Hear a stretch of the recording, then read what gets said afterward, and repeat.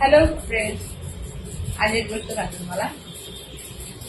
मी सकाळी 8ला जाते, संध्याकाळी 8-9ला घरी येते कामावर. घरी येऊन घरात काय काम करायचं ते काय बघत नाही.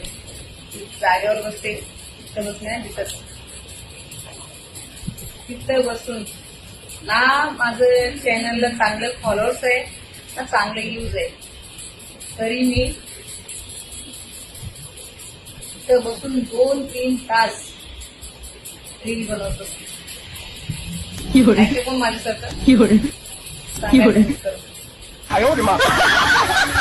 माझे पुरा आवाज देतात, मम्मी मम्मी ये जेवायला. 11-11:30 वाजेपर्यंत बसते रील बनवत. एवढं मेहनत करते. ऐकते कोण माझ्यासारखं चांगलं कमेंट करून. खरी गोष्ट आहे.